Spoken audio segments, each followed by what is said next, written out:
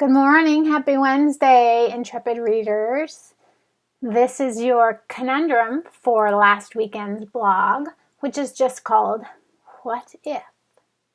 And my sons, it drives everybody crazy that I say what and where and when instead of what and where and when, but it's helped all of my boys learn how to spell what and where and when. So I'm just going to say, you guys can all kiss my butt. And I'm going to continue to say what and where and when and what if is the conundrum for the day. So I really didn't know what I wanted to talk about for the conundrum. It was going to be an extension of the empathy conundrum from last week. And then somebody asked me a question that just sort of made me decide on my conundrum. So the question was, how do you think your life would be different if you had never been diagnosed with multiple sclerosis? Whoa. Honestly, I don't know how to answer. I didn't know how to answer, and I don't know why I haven't really thought about it. But then I watched a pilot of a TV show, a new TV show that's called Timeless. And that messed with my head even more. And made me consider the never had MS question even more carefully once I watched this show. So, spoiler alert, if you haven't seen this show and you want to watch it, you can just turn this off right now. But if you want to hear a little bit about it, I will tell you first. All right, so this show is about, the main character is a historian. Well, I guess the main character is really a time machine, but the secondary beta main character is a historian, and she's called to this organization that has a time machine that has been stolen by a bad guy. Okay, and so the historian becomes a part of this group that is charged with going back into certain parts of time to get this bad guy and bring the time machine back before he does bad things with it. So the historian and the group goes back to the 1930s in this pilot episode because that's the time of the Hindenburg explosion. And they think the bad guy is going to cause it to kill all 96 people instead of 36, I think was the number. I'm not sure, but to kill everybody, they think. And so they go back into the 30s, and the bad guy actually prevents the Hindenburg from exploding. And why? And what would be the point of that? And what's going on with that? But then we go to the historian goes back to her time period to explain what's happened with the Hindenburg. And she finds that her mother, who died when she was young, is alive. And not only that, but her sister, who raised her when her mother died young, has never even been born. And why? The question is why? If she didn't have any, it's called the butterfly effect, right? You step on a butterfly in America and it causes the tsunami in China or whatever. But how is it that this woman who doesn't have any relatives in the extended family going back to the Hindenburg, how does the change of the Hindenburg, which explodes anyway in this story, and it's it's really interesting, you should check it out, but it's a whole other thing. How does that affect her?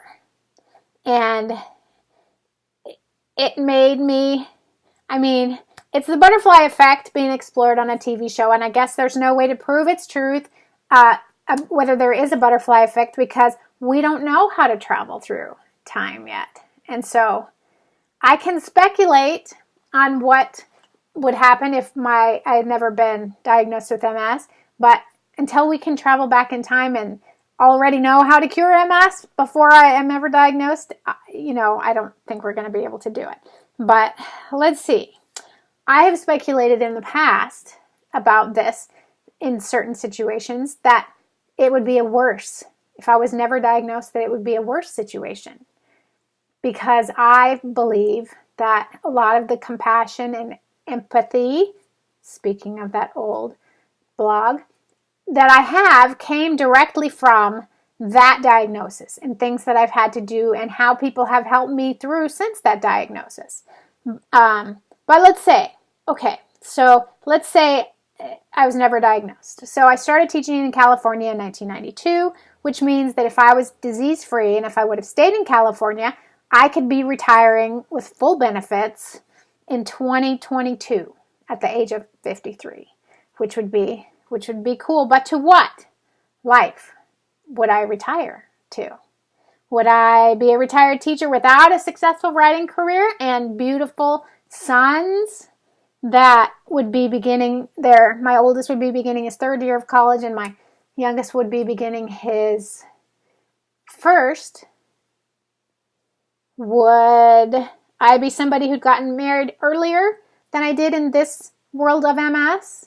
Not to my original husband, because as you know, if you've read my blogs, his noble actions based on my diagnosis are the only reason I went through with that marriage to begin with. And I don't believe I ever would have gone through with it if I wouldn't have been diagnosed. So with the right person, and so then would I have had children earlier who would be graduating now instead of just 10 and 8?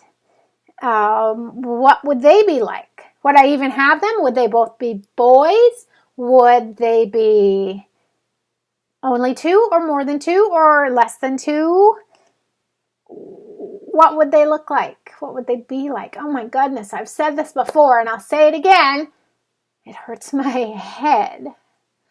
All right, and here's a trippy what if that while I was writing this blog kind of came to my mind. What if Ruth Bader Ginsburg, saw her on 60 Minutes? What if Ruth Bader Ginsburg had been born into an era where women were examined for their capabilities as opposed to their gender? If women had always been examined for their capabilities as opposed to their gender, then she thinks, say her and Sandra Day O'Connor, both couldn't get jobs out of law school because they were women, period.